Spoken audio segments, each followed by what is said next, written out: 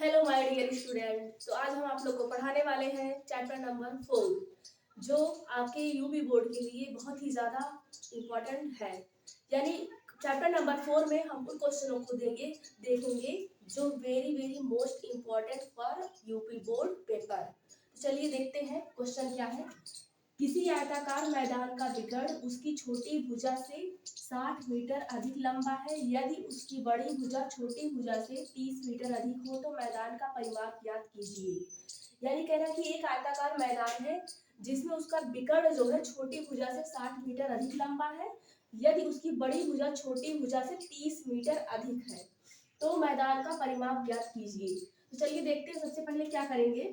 इसमें एक हम बनाएंगे आयताकार मैदान, यानी एक आयत बना लेना है जिसे हम इंग्लिश में बोलते हैं रेक्टेंगल, और इसके एक विकर्ण को मिला देना है। फिर इसके बाद इसका नाम हम ए बी सी और डी रख देते हैं। इतना लिखने के बाद चलिए देखते हैं क्या करना है। बोला है कि मैदान का विकर्ण जो है उसकी छोटी भुजा से क्या है 60 मीटर अधिक है। तो इसमें हम छोटी भुजा को क्या मान रहे हैं, यक्स मान ले रहे हैं। मान लो कि ये क्या है, छोटी भुजा है जो जिसका नाम है एडी। एडी को हमने माना यक्स और एडी इसमें क्या है, छोटी भुजा है। फिर इसके बाद क्वेश्चन के अनुसार विकर्ण क्या है, छोटी भुजा से जो है कितना अधिक है, 60 मीटर अधिक है। तो ये हो जाएगा यक्स प्लस 60। फिर इसके बाद है उसकी बड़ी भुजा छोटी भुजा से 30 मीटर अधिक है। ये जो छोटी भुजा है ये इसका हो जाएगा बड़ी भुजा। ये कह रहा है कितना अधिक है, यक्स प्लस 30, यानी इससे 30 मीटर अधिक है। तो ये हो जाएगा यक्स प्लस 60, ये हो जाएगा यक्स प्लस 30। तो चलिए देखते हैं हम क्या करना है। तो पहले हमने क्या माना है कि माना छोटी भुजा क्या है, वो है यक्स। यहाँ पे लिखेंगे माना छोटी भुजा, छोटी भुजा हो जाएगा यक्स मीटर। तो यहाँ पे विकर्ण हमारा क्या मिला है, विकर्ण हमारा मिला है यक्स प्लस 60 मीटर, यानी छोटी भुजा से कितना अधिक है, ये 60 मीटर अधिक है। फिर यहाँ पे हमारा बड़ी भुजा क्या मिला है, बड़ी भुजा हो गया है छोटी भुजा से 30 मीटर अधिक, यानी यक्स प्लस 30 मीटर। अब चलिए देखते हैं इसको जो है कैसे हम सॉल्व करेंगे। तो यहाँ पे अगर हम ए डी और सी को तीनों को देखेंगे तो यहाँ पे एक हमारा बन रहा है समकोण त्रिभुज, यानी समकोण त्रिभुज में हम लगाएंगे पाइथागोरस थ्योरम। तो हमारा पाइथागोरस थ्योरम लगेगा त्रिभुज ए डी सी में, यानी ए डी सी में हम क्या लगा रहे हैं, पाइथागोरस थ्योरम। तो क्या होता है पाइथागोरस थ्योरम, पाइथागोरस थ्योरम होता है बड़ी भुजा यानी विकर्ण जो होगा उसका स्क्वायर बराबर, यानी कि विकर्ण इसमें क्या है, ये कर्ण बनेगा, कर्ण का स्क्वायर बराबर लंब का स्क्वायर प्लस आधार का स्क्वायर। तो इसमें हम लिखेंगे पाइथागोरस प्रमेय, पहले लिखेंगे होता है कर्ण का स्क्वायर बराबर लंब का स्क्वायर प्लस आधार का स्क्वायर। तो यहाँ पे कर्ण हमारा क्या है, यानी कर्ण हमारा है AC, AC का स्क्वायर इक्वल हो जाएगा लंब क्या है AD है उसका स्क्वायर प्लस हो जाएगा यहाँ पे DC का स्क्वायर। फिर इसके बाद AC हमारा क्या है, यक्स प्लस 60 का स्क्वायर इक्वल AD क्या है हमारा यक्स है तो यक्स का स्क्वायर लिखेंगे प्लस DC हमारा क्या यहाँ पे है यक्स प्लस जो है 30 का स्क्वायर, यानी ये हो गया विकर्ण का स्क्वायर बराबर छोटी भुजा के स्क्वायर प्लस जो हो गया बड़ी भुजा का स्क्वायर। तो चलिए देखते हैं अब इसको हम कैसे सॉल्व करेंगे। इसको सॉल्व जो करना है a प्लस बी के होल स्क्वायर के फार्मूले पे। तो a प्लस बी का होल स्क्वायर का फार्मूला यूज करेंगे। x प्लस 60 है तो a प्लस बी का होल स्क्वायर होता है पहले a का स्क्वायर प्लस b का स्क्वायर प्लस 2ab। तो यहाँ पे x का स्क्वायर हो जाएगा फिर प्लस हो जाएगा 60 का स्क्वायर, फिर इसके बाद लिखेंगे 2 मल्टीप्लाई x फिर मल्टीप्लाई 60। यहाँ पे फार्मूला यूज हुआ है a प्लस बी का होल स्क्वायर।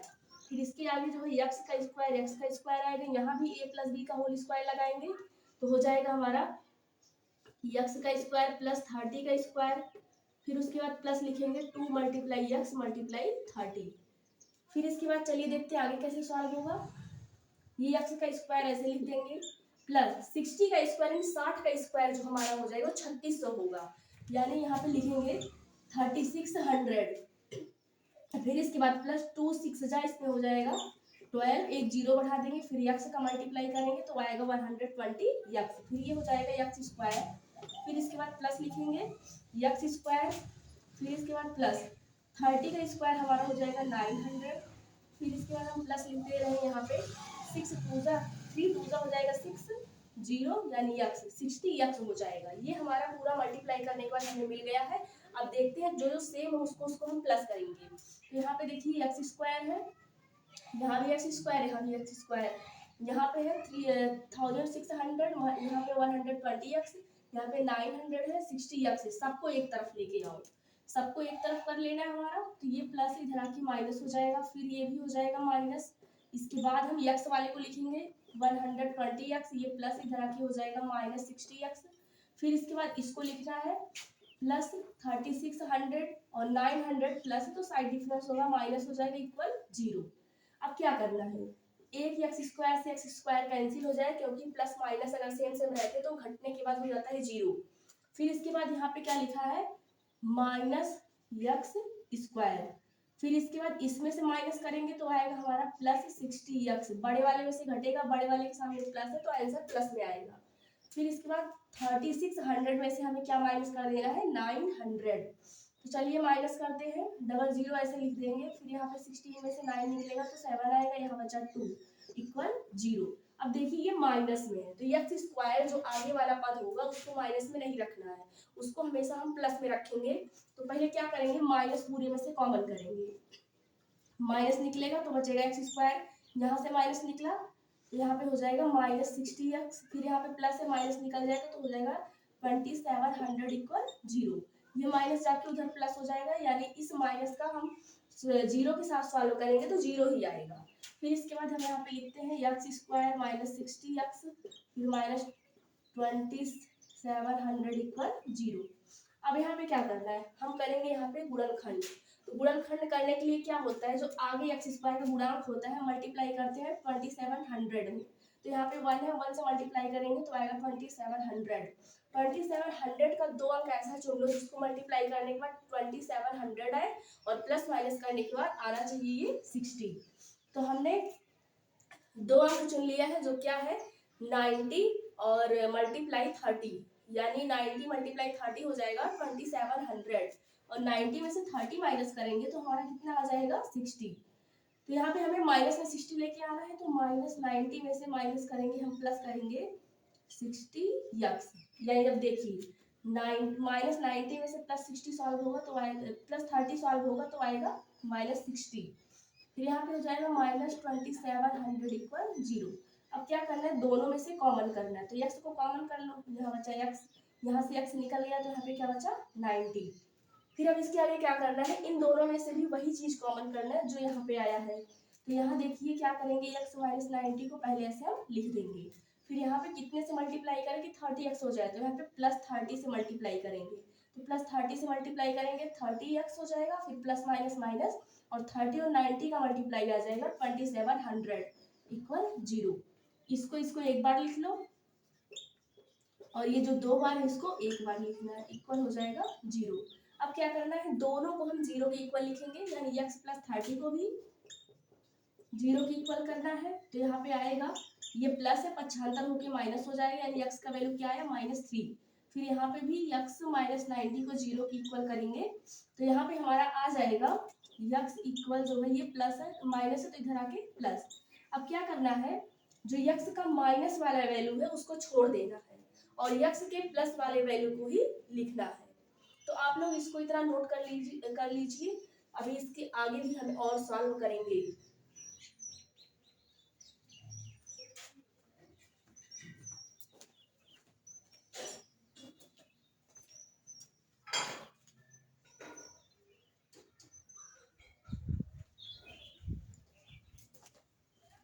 तो आप लोग इसको नोट कर चुके होंगे। फिर इसके आगे चलिए देखते हैं, हमारा x इक्वल क्या मिला था हमें, x इक्वल 90।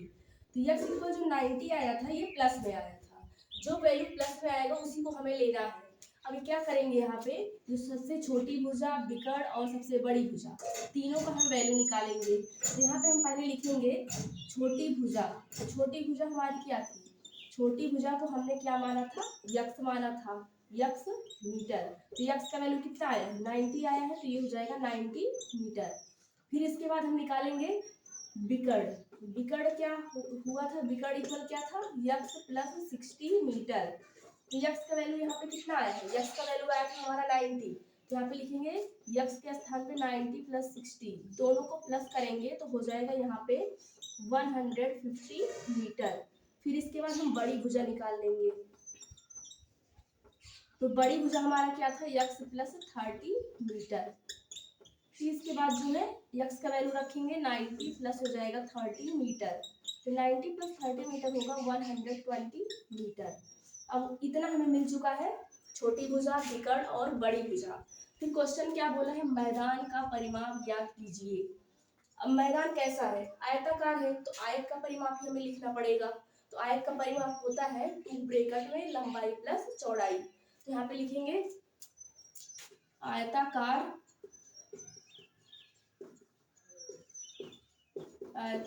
मैदान का परिमाप, आयताकार मैदान का परिमाप ये होता है फार्मूला 2 ब्रैकेट में लंबाई प्लस चौड़ाई, यानी 2 ब्रैकेट में l प्लस b। तो यहाँ पे रखते हैं, चलिए देखते हैं लंबाई और चौड़ाई हमारा क्या है।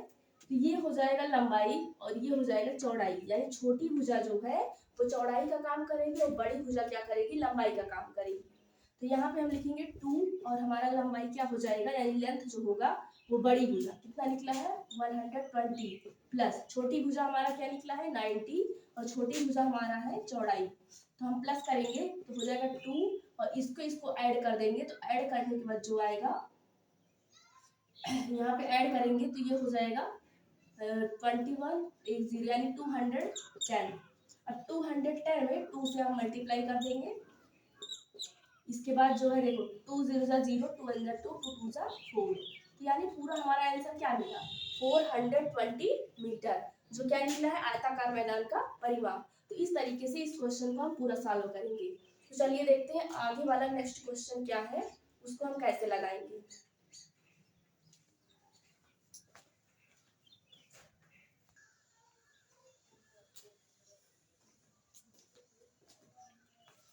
तो बच्चों हमारा अगला क्वेश्चन है, किसी भी समीकरण को कैसे हम सॉल्व करेंगे। समीकरण हमारा है, यानी समीकरण को हल कीजिए। तो हमारा समीकरण क्या है, x minus 2 upon x plus 2 फिर प्लस 3 फिर उसके बाद है x plus 3 x plus 2 upon जो है x माइनस 2 माइनस 4 इक्वल 0। अब यहाँ पे बटे में दिया गया है और उसे हमें सॉल्व करना है। तो इसको हम इजी ट्रिक से सॉल्व करेंगे। इजी ट्रिक क्या होगा हमारा, पहले इसको हम लिखते हैं जैसे दिया गया है, यानी x minus 2 upon x plus 2 फिर प्लस लिखेंगे, उसके बाद 3x प्लस 2 फिर इसके बाद x माइनस 2 फिर माइनस 4 इक्वल 0। अब देखिए यहाँ पे क्या करना है, इजी ट्रिक बनाने के लिए थोड़ा सा हमें माइंड का यूज करना होता है। तो हम माइंड लगाकर इसको सॉल्व करेंगे।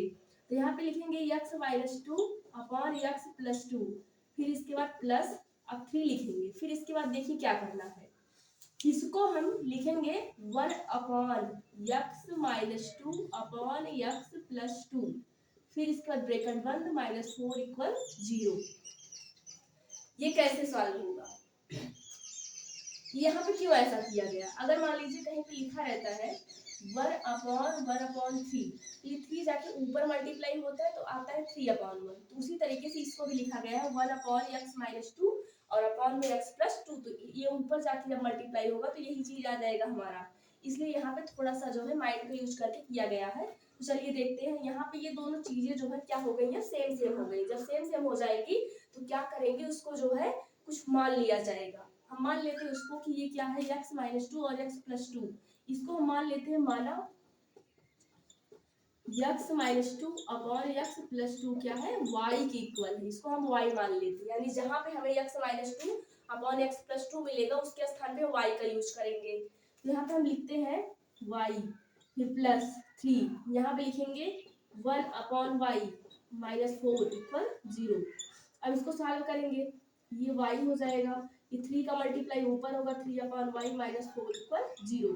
y का मल्टीप्लाई y में करेंगे तो y स्क्वायर प्लस, यहाँ पे y है तो 3 को ऐसे लिख देना है, फिर इसमें मल्टीप्लाई करेंगे तो हो जाएगा माइनस 4y इक्वल y का मल्टीप्लाई 0 में होगा तो आएगा 0। अब यहाँ पे हमारा क्या बन गया, एक प्रकार का समझ लीजिए गुणनखंड करने के लिए इक्वेशन बन गया, समीकरण बन गया है। तो इसको हम सॉल्व करेंगे, पहले होता है y स्क्वायर फिर y वाला पार्ट होता है यानी 4y, फिर इसको लिखेंगे प्लस 3 इक्वल 0। अब हमारे पास यहाँ पे 1 है यहाँ पे 3 है, तो 3 में 1 का मल्टीप्लाई होगा तो आएगा 3। अब यहाँ पे माइनस 4 है, अब सोचना पड़ेगा क्या करें हम, मल्टीप्लाई करने के बाद हमारा 3 आया और प्लस माइनस करने के बाद क्या है 4 आए। तो अगर हम 3 वन जा करेंगे तो 3 आएगा और 3 + 1 कर देंगे तो आ जाएगा 4। यानी यहाँ पे क्या लिखना है, y² माइनस इस 4 के स्थान पे लिखेंगे 3 + 1 बाहर y+3 = 0। ये माइनस का मल्टीप्लाई प्लस y का मल्टीप्लाई दोनों करना है तो ये हो जाएगा -3y plus minus minus y1 जा y +3 = 0। दोनों में से y कॉमन कर लो तो आएगा y -3। फिर यहाँ से भी हम -1 को कॉमन करेंगे तो आएगा -y -3 = 0। अब यहाँ पे एक बार लिखना है, जो चीज 2 बार दिया है उसको एक बार लिखना है, यानी y -3 को एक बार लिखेंगे और y -1 को एक ब्रैकेट में। यहाँ पे हो जाएगा y -1 y -3 = 0। अब फिर क्या करेंगे, y -1 को हम 0 के इक्वल करेंगे, यहाँ पे लिखेंगे y -1 = 0 तो y इक्वल हमें क्या मिला 1। फिर इसके बाद ये हो जाएगा y -3 = 0 तो y इक्वल हो जाएगा 3, यानी ये माइनस था इधर आके प्लस। यहाँ पे y का हमें क्या मिला है, 2 वैल्यू मिल गया है। अब y हमने किसको माना था, x - 2/x + 2 = y। तो इसके स्थान पे हमें अब y का वैल्यू रख के जो है यहाँ पे x का वैल्यू निकालेंगे। तो यहाँ पहले हम रखते हैं x - y x - 2/x + 2 = y में y बराबर 1 रखने पर, यानी जैसे ही y बराबर क्या रखते हैं 1 रखते तो हो जाएगा हमारे x - 2/x + 2 = 1। अब 1 का मल्टीप्लाई इसमें करेंगे तो यहाँ पे आएगा x - 2 इक्वल, यहाँ पे इसका 1 का मल्टीप्लाई होगा तो आएगा x + 2। अब देखिए जो चीज सेम सेम उसको एक तरफ करना है, यानी इसको हम एक तरफ करेंगे, x को x की तरफ, ये प्लस है इधर आके हो जाएगा माइनस। फिर इसके बाद जो है ये प्लस था कि हो जाएगा माइनस, और यहाँ पे हो जाएगा ये 2 है और इधर आके हो जाएगा +2, यानी यहाँ पे दोनों हम प्लस करेंगे तो आएगा 4 और ये हो जाएगा 0। फिर इसके बाद जो है y का वैल्यू अब आगे रखते हैं, तो आगे रखने के बाद क्या होगा, यहाँ y = 3 है तो यानी x - 2 x + 2 इक्वल जो है हम क्या रखेंगे 3 रखेंगे। यहाँ पे x - 2 यहाँ हो जाएगा 3 में x का मल्टीप्लाई आएगा तो हो जाएगा 3x और 3 2 क्या हो जाएगा 6, यानी 3 का मल्टीप्लाई हम x + 2 में करते हैं। अब क्या करेंगे, इसको x को x की तरफ कर लो तो ये प्लस इधर आके हो जाएगा माइनस इक्वल, ये 6 को ऐसे लिख देना है, फिर ये प्लस इधर आके हो जाए, ये माइनस इधर आके हो जाएगा प्लस। फिर इसके बाद -3x में से x माइनस करेंगे तो हमारा आएगा -2x इक्वल 6 + 2 दोनों ऐड करेंगे तो हो जाएगा 8 और x इक्वल हो जाएगा 8 और ये -2 आके इधर डिवाइड हो जाएगा। -2 को 8 को सॉल्व करेंगे तो सॉल्व करने के बाद हमारा आंसर -4 आएगा। यानी यहाँ पे हमें 2 वैल्यू मिल चुका है। एक तो यहाँ पे हमने सॉल्व किया तो सॉल्व करने के बाद हमें कुछ भी नहीं मिला, x ही खुद 0 हो गया। फिर जैसे ही हमने y का वैल्यू 3 रखा तो 3 रखने के बाद हमें x इक्वल क्या मिला है -4। आप सब इस क्वेश्चन को लिख लीजिए, ये बहुत ही मेन और इम्पोर्टेंट क्वेश्चन है फॉर यूपी बोर्ड के लिए। फिर इसके आगे हम देखते हैं हमारा तीसरा क्वेश्चन कैसे लगेगा।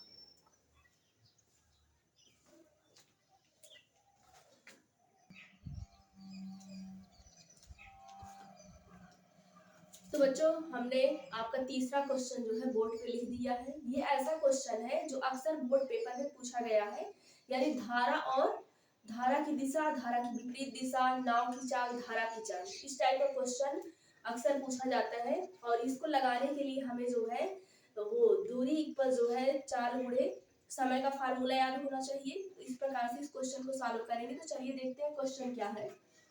क्वेश्चन है, एक नाव की शांत जल में चाल 15 किलोमीटर प्रति घंटा है। नाव धारा की दिशा में 30 किलोमीटर जाने तथा धारा की विपरीत दिशा में 30 किलोमीटर वापस लौटने में कुल 4 घंटा 30 मिनट पूर्ण करती है। धारा की चाल ज्ञात कीजिए। पहले क्वेश्चन को पढ़ना है और जो चीज निकालना रहता है यानी ज्ञात करना रहता है उसी को हम यक्स मानते हैं। तो क्या इसमें लिखा है, धारा की चाल ज्ञात कीजिए। तो यहाँ पे लिखेंगे माना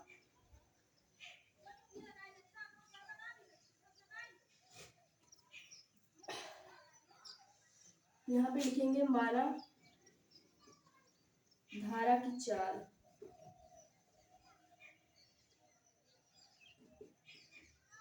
माना धारा की चाल धारा की चाल को हम मान ले रहे हैं कि x किलोमीटर प्रति घंटा है। धारा की चाल को हमने x माना है और लिखा है शांत जल में चाल जो है नाव की क्या है 15 किलोमीटर प्रति घंटा। तो यहाँ पे लिखेंगे पहले धारा की दिशा, यानी धारा की दिशा में चाल, यानी धारा की दिशा में चाल क्या होगा, तो नाव की चाल क्या होगा, तो यानी 15 है तो धारा की दिशा में हो जाएगा 15 प्लस x किलोमीटर प्रति घंटा। फिर इसके बाद लिखेंगे धारा की विपरीत दिशा, धारा की विपरीत दिशा में नाव की चाल हो जाएगा 15 माइनस x जो किलोमीटर प्रति घंटा, यानी 15 माइनस x। तो फिर चलिए देखिए, धारा की चाल को हमने x माना है, धारा की दिशा में नाव की चाल हो गया 15 प्लस x किलोमीटर प्रति घंटा, धारा की विपरीत दिशा में 15 माइनस x किलोमीटर प्रति घंटा। और टोटल समय क्या लग रहा है धारा की दिशा और धारा की विपरीत दिशा में आने यानी वापस लौटने में। तो यहाँ पे लिखेंगे कुल समय, तो कुल समय हमारा क्या है 4 घंटा 30 मिनट। हम क्या करेंगे 4 घंटा 30 मिनट को जो है हम घंटे में बदल देंगे, यानी 4 घंटा को ऐसे लिखेंगे, फिर लिखेंगे प्लस 30 और 1 मिनट में होता है 1/60 घंटा, यानी पूरे को हम किस में चेंज कर रहे हैं घंटे में चेंज कर रहे हैं। तो यहाँ पे इसको सॉल्व करेंगे तो सॉल्व करने के बाद हमारा आएगा 1/2, फिर इसको हम पूरा सॉल्व कर लेंगे, तो पूरा सॉल्व करने को हो जाएगा 4 2 8 प्लस 1 हो जाएगा 9/2 घंटा। यानी टोटल समय हमारा ये लग चुका है। अब हम लगाएंगे प्रश्नानुसार, यानी प्रश्न के अनुसार हमें क्या करना है,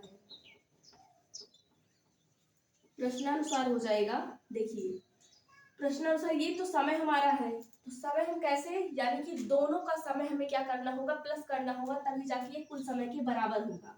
तो समय बराबर फार्मूला होता है दूरी बटे चाल, और यहाँ पे कुल जो है दूरी कितना है 30 है, यानी यहाँ पे ऊपर लिख लेंगे दूरी कितना है, दूरी यहाँ पे हो जाएगा 30 किलोमीटर, यानी वो चाहे आ रहा है या फिर जा रहा है, यानी धारा की दिशा में और धारा की विपरीत दिशा में वापस लौटने में टोटल वो 30 किलोमीटर की दूरी जो है कवर कर रहा है। तो यहाँ पे प्रश्न के अनुसार हो जाएगा पहला धारा की दिशा में जो है समय बराबर क्या होगा, तो समय बराबर होता है दूरी बटे चाल।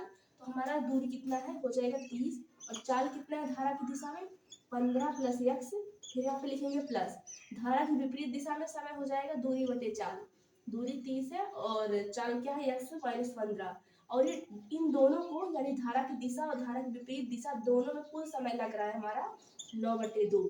अब इसे सॉल्व करेंगे, तो सॉल्व करेंगे कैसे, ये 30 देखो दोनों में है तो इस 30 को जो है बाहर कर लेना है, यानी यहाँ जो है 30 को हम कर लेंगे कॉमन, तो यहाँ पे 30 को हम लिखते हैं बाहर, बचा क्या हमारा 1/15 प्लस x, फिर प्लस यहाँ पे बचेगा 1/15 माइनस x इक्वल जो है 9/2।